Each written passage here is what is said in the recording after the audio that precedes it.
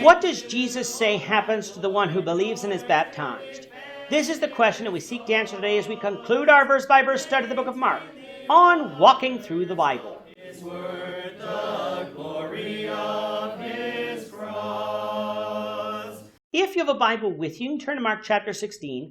We're going to be reading from verses 14 to 20. If you don't have a Bible, don't worry. Just follow along with us on the screen. The version that we'll be reading from is the New King James Version. So, Mark chapter 16, beginning at verse 14.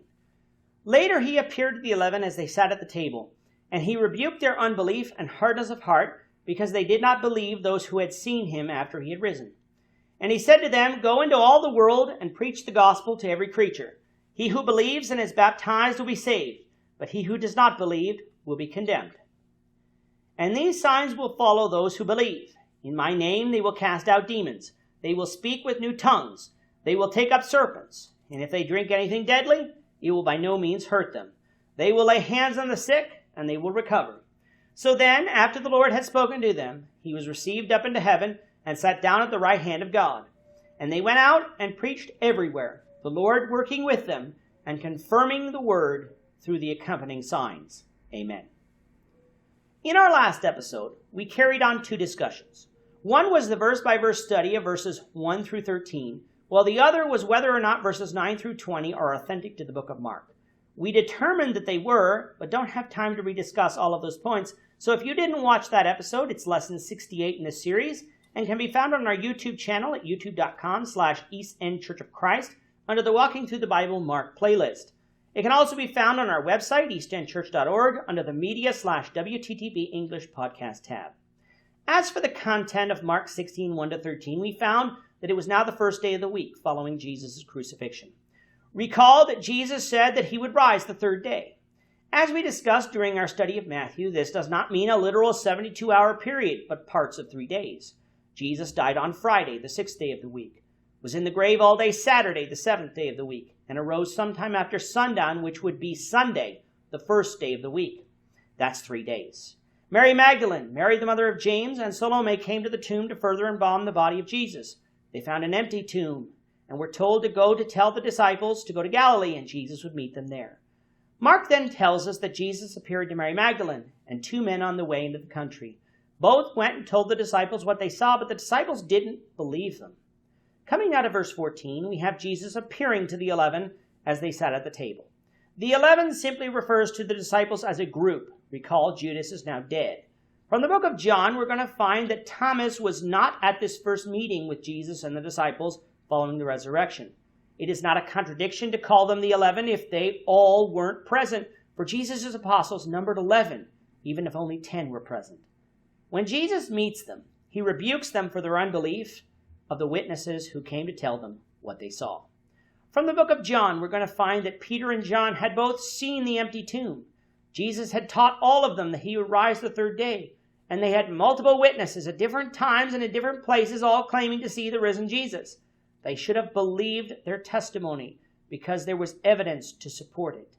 Coming to verse 15 and onwards, we have Mark's account of the Great Commission that we studied in Matthew.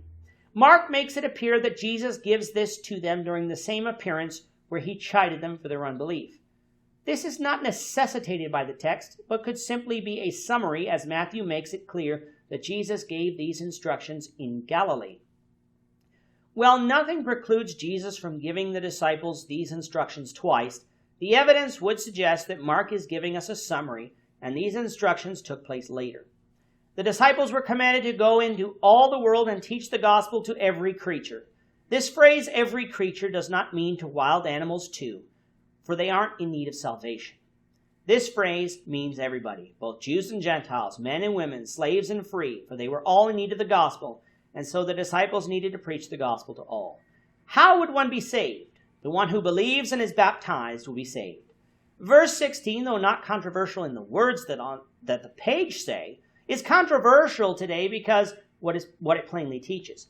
If you were to ask almost any denominational preacher what I must do to be saved, they would tell you need to believe in Jesus.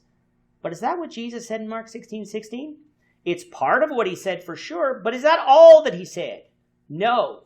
He said that he who believes and is baptized will be saved. That "and" in that sentence couples belief in baptism to salvation.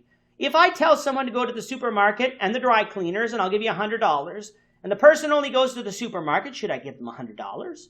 No, for they only did half of what I asked. So too with belief in baptism. When you only do half of what Jesus asked, you shouldn't expect to be saved. You need to do it all.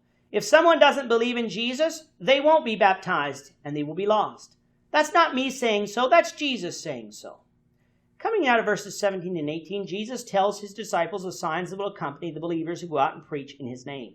They will cast out demons, speak in tongues, heal the sick, not be harmed by deadly snakes or poison, the latter of which we don't read directly in Scripture. Now, whether these signs were permanent or not, we'll have to leave until we get into the epistles. But what these signs were for is evident. They were not for show, for verse 20 says that they were for confirming the word.